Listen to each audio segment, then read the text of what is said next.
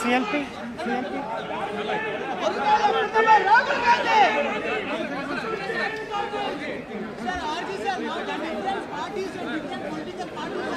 Can I say something? I'd like to say something. Hey, please. Quiet.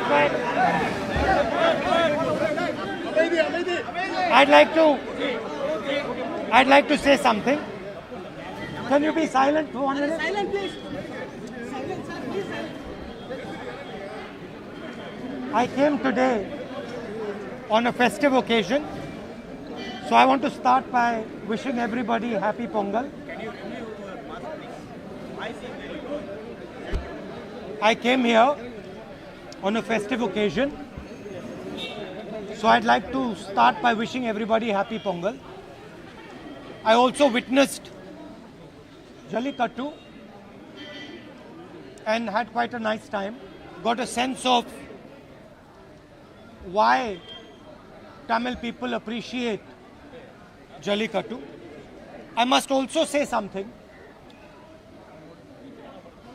There was a sense, many people had mentioned to me that Jallikattu is harmful to the bulls. I witnessed it today and I'm quite... भैया क्या कर रहे हैं? क्या कर रहे हैं?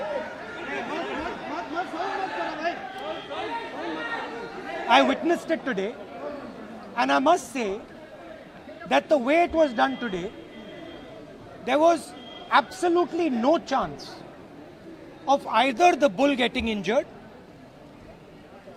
In fact, if anyone was likely to get injured, it was the young men who were doing Jallikattu. So I'm happy to say that there have been some changes to make it safer for everybody. One of the main reasons I came was today the government in Delhi is under the impression that they can destroy the cultures of this country. They believe that they can suppress the emotions of the Tamil people. They believe they can crush the language of the Tamil people. They believe that they can suppress the spirit of the Tamil people. I came to give them a message that nobody is going to suppress the Tamil spirit. And there is a reason for it. First of all, the Tamil spirit cannot be suppressed. And second of all, suppressing the Tamil spirit is the worst thing you can do for our country. Because the Tamil spirit, like many other cultures and traditions in this country, are the essence of our country. They are the soul of our country. So I am completely against this idea that there is one particular idea, one particular language, one particular notion in this country.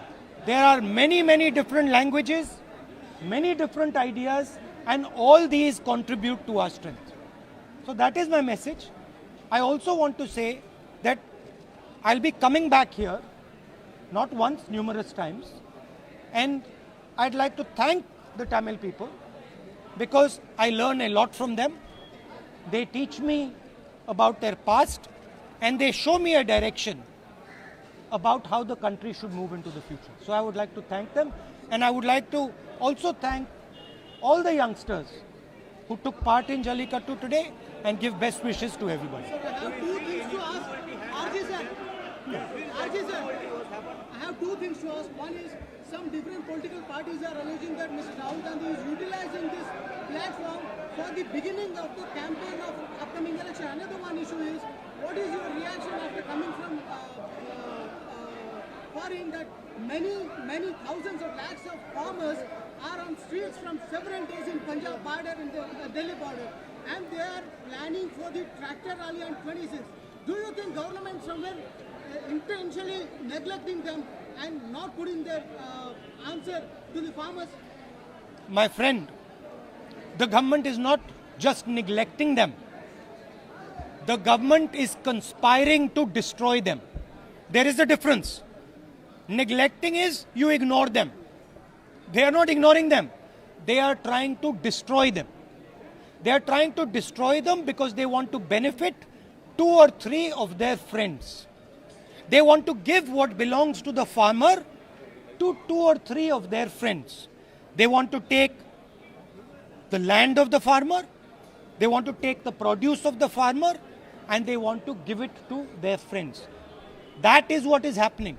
So the word neglect is too weak a word to explain what is taking place. The other thing is that the farmers of this country are the backbone of this country. If anybody thinks that you can suppress farmers and this country will continue to prosper, they just have to look at our history. Whenever Indian farmers are weak, India is weak. And I would like to ask a counter question. You are suppressing the farmers. You are helping handful of businesses. When Corona comes, you are not helping the common man. You are not supporting the common man. Whose Prime Minister are you? Are you the Prime Minister of the people of India? Or are you the Prime Minister of two, 3 selected businessmen? And the final question, what is China doing inside our territory? Why are the Chinese people sitting inside Indian territory? And why is the Prime Minister, why has he got nothing to say about it? Why is the Prime Minister completely silent about the fact that Chinese troops are sitting inside Indian territory? But these are the real questions to be asked. I'm very, very proud of what the farmers are doing, and I fully support the farmers, and I will continue to stand with them. I raised their issue in a yatra in Punjab, and we will continue to do it. Mark my words, take it from me. These laws, the government will be forced to take them back. Remember what I said. Thank you.